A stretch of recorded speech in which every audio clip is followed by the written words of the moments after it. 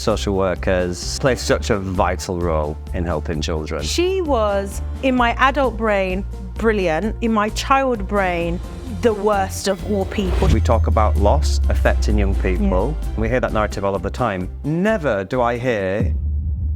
But I'm going to argue now though, Luke. Right?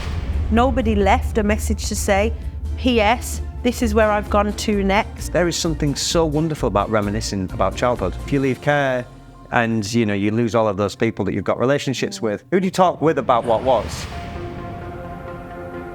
But I didn't have any of those social workers who were part of the journey to help explain things to me. About 50% of social workers just spat their tea out at that number. We're talking about people who are juggling just so much. Welcome to Conversations That Care, the podcast brought to you by the Care Leaders. I'm Luke Rogers, and joining me is Karylle Phillips. Today's episode 6, is about social work and social workers.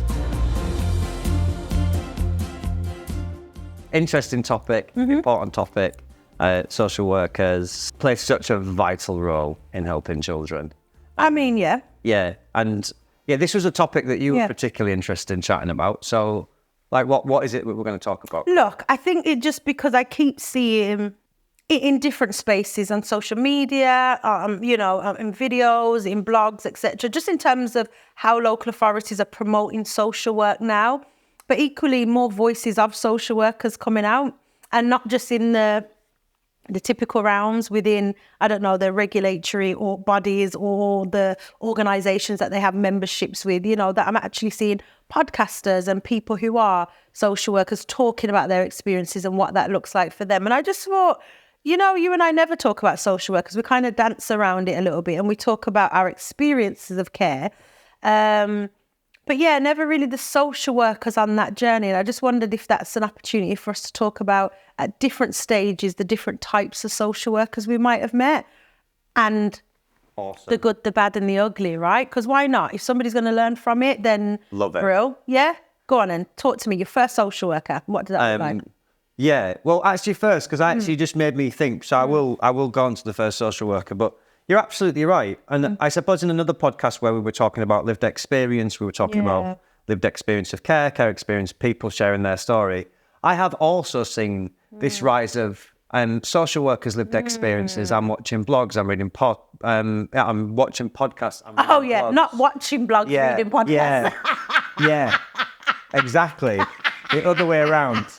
That would be fun. Yeah. Well, I mean, we could get into the bit, do you actually watch a blog? Because it's reading a form of watching. But anyway, we'll go down that track. So we've got 30 minutes. So I want to kind of first and foremost recognise that amongst the social work community and thank the social work community for doing that, because there is something... Trying to change the narrative about social work. There's something so important actually Absolutely. Because it wouldn't have ordinarily happened, or it didn't. And I suppose why wouldn't it have ordinarily happened? Because I suppose there would have been a lot of uncomfortability from the organisations. Can they say this? Can they talk about this? So let's first and foremost appreciate, and commend. Absolutely. I don't want to say the word bravery because it sounds silly, but people that are kind of saying, actually, let's talk about social work. And they're doing it in a way. Sorry, and I think that's a really good point, Luke, to add. The ones that I've seen so far are doing it in a way that's so confidential and sensitive. So just so we're clear for our listeners, these aren't podcasts or media formats we're seeing of people talking about experiences of families and children in a way that would be off-putting. This is them talking about their lived experience of being a social worker in the current state that it's in this, when I say state, I mean the system, right? Well, it is a state. We all know it's a state. Social care at the moment is a state. Fair. And, that's okay. And what it's like for them as an employee and whilst equally being highly responsible for children and risk and safeguarding. And so, But sharing good practice. Absolutely. Talking out. There is one, I won't name who it is, but there is one guy that I'm follow. Thinking of. I'm thinking of two. But he walks down the street. He's filming on his phone about what it's like when you do an initial visit, when you go and meet families, and how to respond compassionately, what to expect. And I'm like, you know what? I actually love watching that content because... I think as a lived experience leader, my lived experience being social care, being in care, I think that it's very easy to kind of say, this is my lived experience of care, therefore the world needs to change around it. But I think that's one perspective. I think we need to combine all perspectives to actually create a better system. So for social workers to put themselves forward and say that, and to share that in such a open, authentic, balanced, constructed, loads of other words that I could use to explain it way. I commend them for doing that. Absolutely. So first social worker, is the question that you asked. Yeah. I remember my first social worker really well. I was her first child. Yes, of course, right. I want to start with the end at the end of the story before I go to the beginning. But I remember there was a restructure. I mean, bearing in mind, I'm like I wasn't a teenager yet. I was maybe like 11, 12 years old. We're driving in the car, and the car comes to a sudden halt, and I lean all the way forward, and then and she started laughing at me because she was like, I didn't brake that hard. And I was like, you definitely broke that hard. I mean, it wasn't like, she wasn't a rally driver, let's just put it out there. And anyway, I turned and she was crying.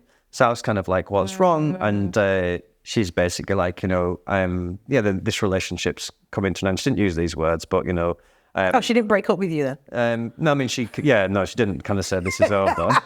It's you, not me. Yeah, exactly. Yeah, it's you, it's not me. No, I didn't get broken up with. It was like, I just remember her being upset because I'm just going to put myself back into the child and what I perceived.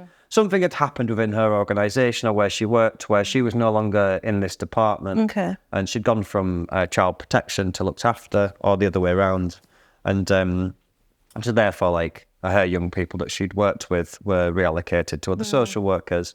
And what I do remember in that moment was, like, I was a bit confused at first because I think because of maybe my attachment style, I was somewhat avoidant. So I'd not kind of like built this bond with her. And I was kind of like, oh, well, people can go anywhere. So I remember being like, why are you crying about that? Like, so I suppose my interaction with that social worker was a very transactional relationship.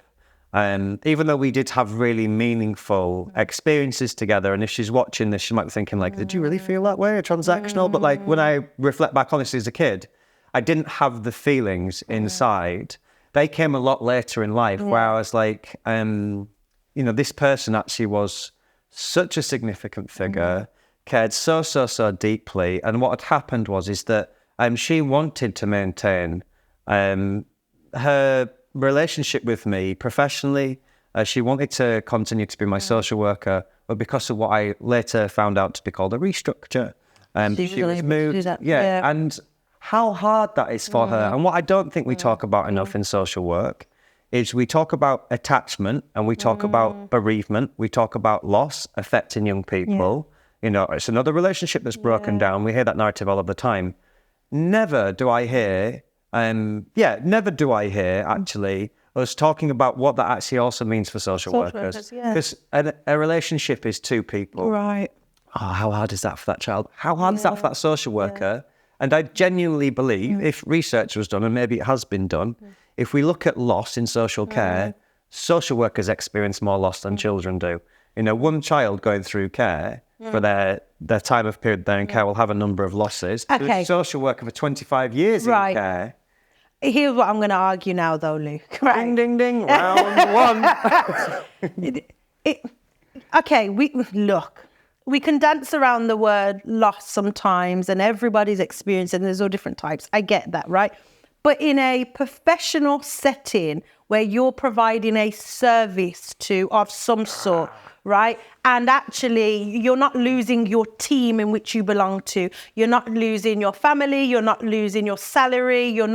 And so you remain consistent in your world. And this additional add-on world is for you to delegate and do for these groups of children and young people. And so whilst I get where you're going, that change of social worker can happen or moving or not. And I do believe social workers miss the children they've worked with, especially when things have changed. Like, let's say, for instance, you are a child protection social worker and you've gone into looked after children's team, and, they've obviously the lady was crying.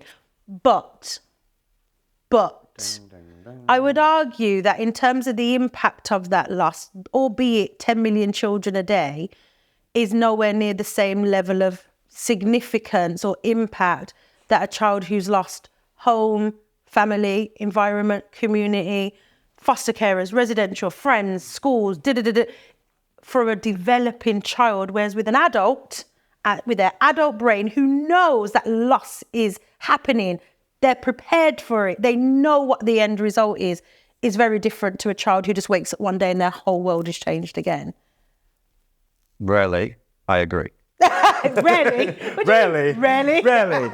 Rarely on this one point. I I was get what you're expecting a saying. juicy debate there, but you're absolutely right in that actually for a child that is learning about relationships, is learning about the world around them, the instability of people that move through their lives, that is imprinting on them more than it would be for an adult who is consciously aware of these things. Of the ending. They've developed themselves emotionally. They've gone through all of the periods of development that children have gone through, hopefully. And I'm not taking away from social workers that they feel a valid sense point. of caring It's a very loss. good point. Yeah, that they might feel, I wonder where that child or young person is now. So I'll give you a quick example. My first ever social worker, won't name her. I hope she's well. I've never ever seen her or known where she is till today. I say, even up till today, I still don't know where she is. I was in care during a time where, the Children's Act was only just about to come into force, right? As in, it was only just now coming in, 1989. And so we were already known as Children's Services by that point, right? And so she, who I used to call my mum's babysitter for free, because, she literally would babysit us in the social work offices. Social work was so different then. It was so almost radical. It was still community-based. That's the only way I can explain it. Less bureaucratic. Yeah, I mean, it probably still was, and especially with the Children's Act coming in. But they were what we called neighbourhood offices. And so they existed almost like family hubs. They existed almost like the Sure Start family centre. This is what social work was then, right? And so you could go into the offices, families could walk into the office and you could be in there. Me and my sister would be in there. I've got a picture actually, me and my sister with this particular social worker in the office messing about on the computers, doing what we do. Big, not laptops, proper computers, right? And she was, in my adult brain, brilliant. In my child brain, absolute enemy. Absolute. She represented for me the worst of all people. She was almost the monster under the bed. She represented, because I would hear from my mom constantly how much this person was trying to take us away from my mom. I would hear constantly how much if she didn't do that, and then it was that whole fear of we can't say this to her, we can't do that around her because she's going to punish my mom, and we'd hear it as though it was a case that those two didn't like each other, but she had more power, and if she won, terrible things would happen. We'd go into care, right? Which obviously did happen. And it wasn't because she didn't like my mom, obviously, right? She was trying to keep us safe, but unbeknownst to us, that's what was happening. Now, fast forward, multiple social workers, you all know, well, I've said it a few times, 15 different foster placements, or 16 by the time I was 5, multiple social workers. Back then, when you moved area, and I'm just talking about Birmingham, right? So when you just moved postcode, you would move not local authority, then you would move neighbourhood office. So I'd have a new social worker every time. The social worker didn't even follow you around the city. You'd have a new social worker every time you moved placement, for instance, in a different local area. And so would have a new social worker all the time. And one thing that really sticks out for me when I share my experiences, we had a social worker about age 9 or 10 that made the decision to separate me and my sister. And people always say, oh my God, I can't believe she did. I'm thinking back then how radical that would have been, and I don't know if she was genuinely informed in her decision. That's why she did it. Or she had no other alternative option. I don't know what it was, but it ended up being a really beneficial thing. That was our first then experiences of independent fostering, right, when we were separated. And so she made the decision. But I do remember very clearly her coming to us both, asking us what we wanted in foster carers, the first social worker to ever do this, right? And she asked us, and she told us both, do you know you've both asked for very different things? So it made the separation, whilst it was still traumatic and we were upset and we were, each other's thing, it almost made the separation a little bit easier too. And so she was making some of those decisions. It's people like her that stick with me in those moments when you're thinking, how confident do social workers really have to be? And it's not just about being informed and having the theory, because you can use any theory to back up your point, right? If you find the right one. But it's being so confident in hope that this decision will end up being, because God, she couldn't have controlled the placements we went to. And if they were terrible, that almost would have meant that separation and that option to separate us, or that plan to separate us, would have been a terrible memory rather than a positive one. What I want to highlight from that, I mean, like, thanks for sharing that. And because I somewhat know the story, because I I've heard you share this before, known you for forever.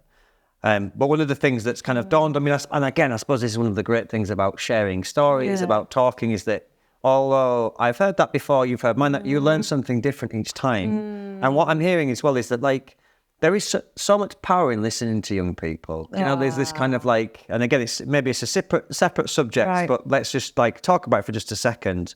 Because I suppose if we're going to relate this context, to social workers, absolutely. and social workers are constantly told, listen to the views, actual views of young people, like what can you actually do? What does that look like in reality? And what you've got here is a really different dynamic where you've got you've got a sibling group, or two people where they're going to have to move into different spaces. That is always seen as a really difficult and challenging separation.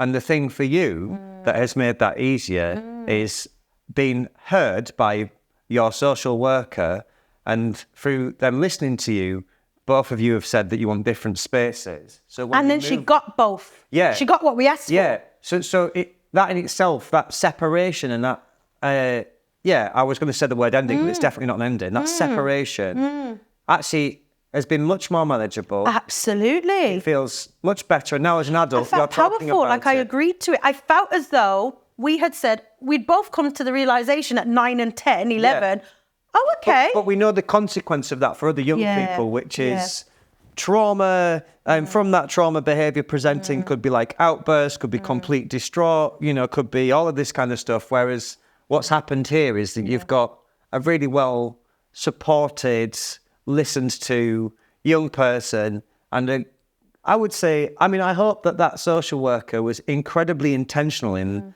and knew what they were doing, because I feel like she was. I remember doing pictures with her. She should teach people, shouldn't she? Just to piggyback off that, though. Are we going?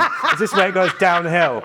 Excellent. Just to piggyback Everybody off that. buckle up. The story's about to get... Sorry, everyone was really inspired and hopeful there. They're like, yeah, great social work. Yeah, no, I was like, yeah. No, because I do want to stick with that, because it was an absolutely brilliant piece of great social work. So if anybody wants to, cut this part of the podcast, Stop listening now. Share it. Yeah. Spoiler alert. But yeah, now's the point where if you don't want to hear what comes, put your fingers in your ears kind of thing, because she was a dreadful social worker in terms of, honestly, she said some dreadful things to me and my sister. She absolutely did. There were some times where we would be crying to her about seeing my mom, and she would say some really crappy things about my mom. There was no compassion. There was no warmth there. However, I don't remember, I'm talking about a child's brain here, so I can't pinpoint time frames the same way that she would, or the way that the records would read. But there clearly seems to have been a change. And so even with all that memory of her being dreadful, I absolutely can hold on to if she never made that decision or choice, she probably has gone on in life worried about me and my sister. We are both still very much connected to those final carers. What she did in terms of social work practice, she not only listened to our views, she not only recorded them, she not only involved us in that, she then not only made sure she found what we were looking for, right? But she also made it a thing where both our foster carers lived round the corner and had to keep contact. Can I throw something out there then? Because when I spoke about my story of my first social worker and the kind of ending, you came back with a relatively appropriate challenge. About her crying. That actually, you didn't do that on this podcast. Not on this one. No, but okay. I know, and I'm surprised you didn't. But let's not glide into that space. Yeah, about her crying. I know. Yeah. No, but what you were saying was about loss and about how it's different for social workers than it is for obviously young people. And then the conversation that you're having here is about this social worker essentially creating a situation where you've got other people but your social worker. So what I'm hearing in both of those situations is that there is it a success measure, I suppose, is a question, for a social worker to make themselves redundant? And the reason why they've made themselves redundant is because they're no longer needed. And what does that look like? You know, and I suppose I want to just fire that out there, because I suppose for me, social workers, let me give you context. I feel, now I'm not a qualified social worker. I have no interest in becoming a social worker. But you've known enough. Yeah, quick story. I did apply for doing a degree at social work at a prestigious university for social work. And in the interview, they said, "Why do you want to be a social worker?" And I arrogantly went, "I don't." I was like, I run this company that works with social workers. So I just really want to understand a social worker better. And I was maybe like in my early 20s. Anyway, they gave me a conditional offer. So I decided to tweet. And the tweet basically said something like, "Just got accepted as a social work degree, conditional offer." Probably the only person that would ever say, "I don't want to be a social worker" in the interview, and they still gave me it. And the person rings me, the admissions person rings me and says, basically very gently, was like, obviously as part of your professional development, can you explain this tweet? I remember just feeling like I died inside. Good. They were like, to basically say that you don't want to be a social worker, that you said no, and we still gave you a conditional place, makes this prestigious university look very bad. And I was like, oh my gosh, I'm so sorry. I'll delete instantly. Anyway, that's a side story. I think social workers are under an immense amount of pressure for a number of reasons. Number one, there's a lot of communication at the moment about recording, and it's heavily based on social work recording. And it's a very recent conversation.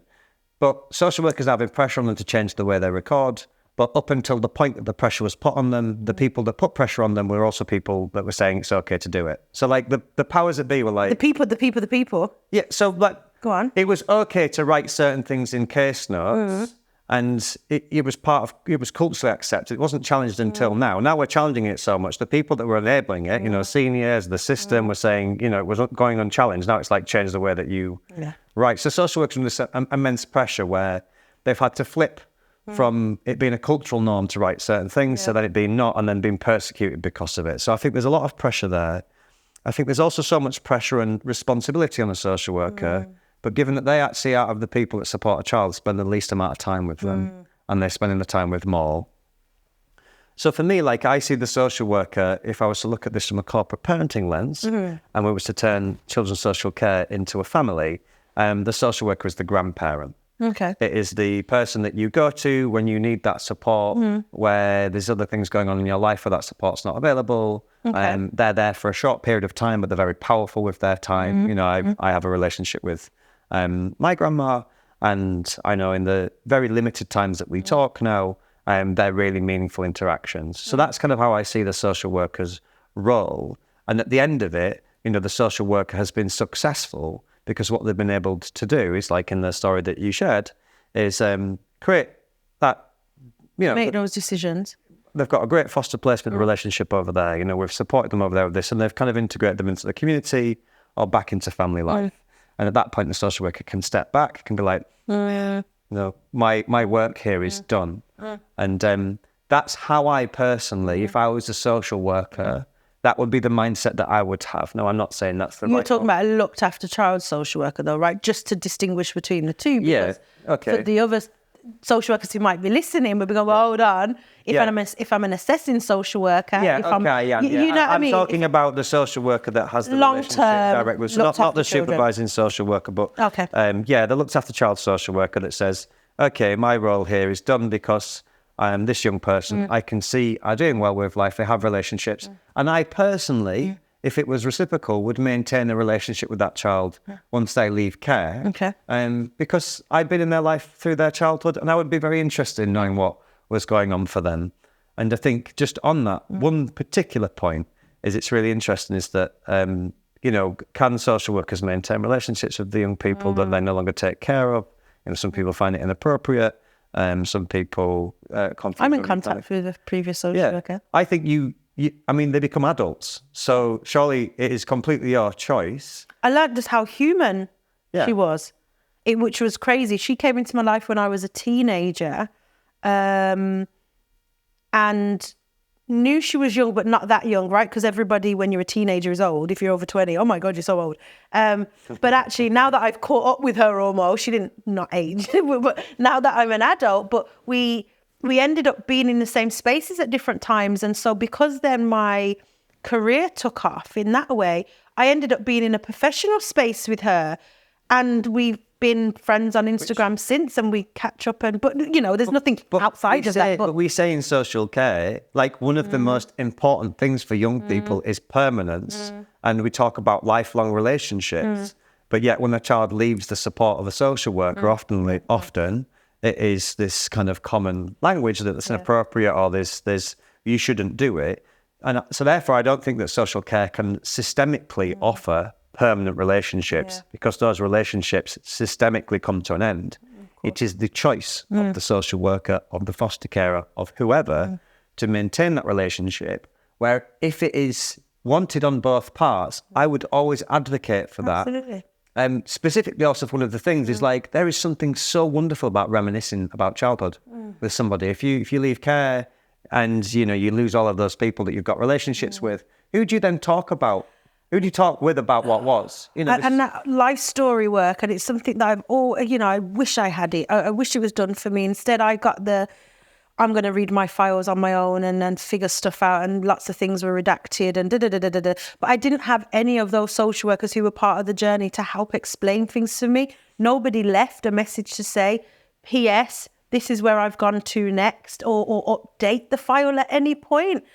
Just in case Karylle ever wants to contact me. Nobody ever does that, and I don't know why, but I do want to, because I am conscious that we are getting to the end.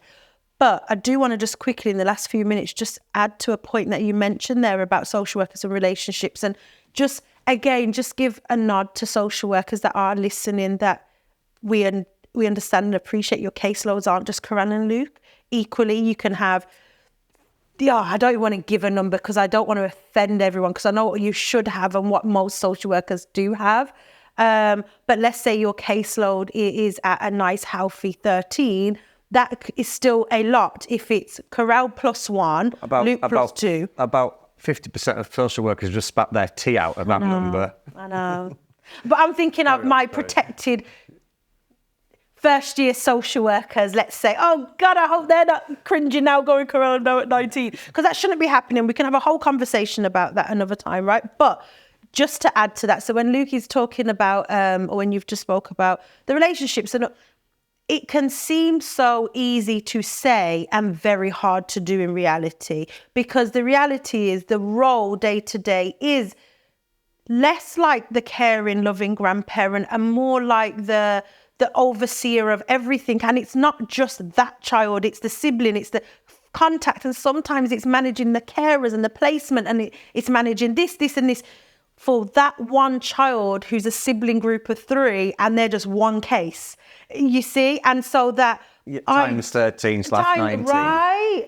And so we're talking about people who are juggling just so much with so many different needs, so many varying factors going on around them, so many different... We're talking about children, young people that might be placed in different local authorities, or who might be with an independent fostering agency, a residential over there, or this. And so managing all of that while simultaneously knowing that the agenda is make sure the children are looked after in education, make sure they're retaining, make sure they're doing this, make sure contact's positive. That's a lot. And so I go back to that earlier point of that social worker that made that decision to separate me and my sister, and luckily and fortunately she had the time to do that with us.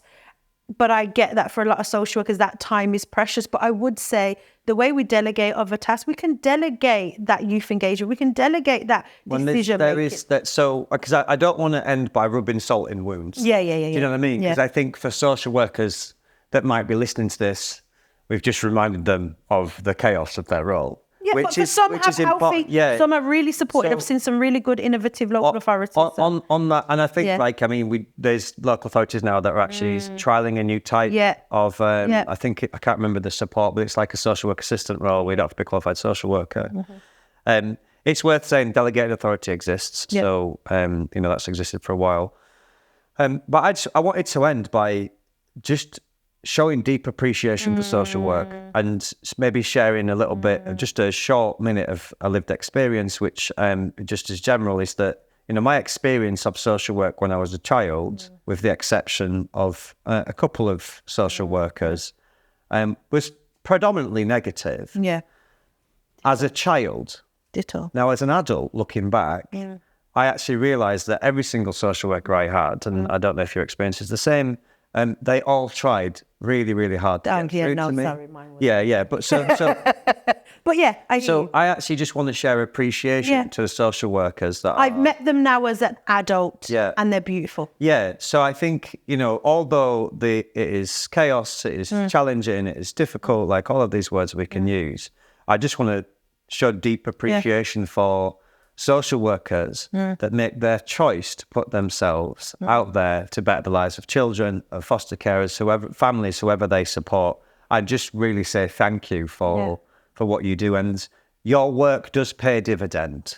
Whether those experiences when a child is a child, it's really difficult. That child becomes an adult, they reflect back on their life and they remember you. So if there's one thing I want social workers to ask themselves is when that child becomes an adult, what do they remember me for? Yeah. So how do you want to be remembered? Yeah. I think we've come to a natural end, Karylle. There we go. Amazing. 30 minutes, we've done it again. Yeah. So thank you for our listeners. Hope you've downloaded, tuned in, all of the good stuff. And we'll look forward to seeing you all on the next podcast. Bye.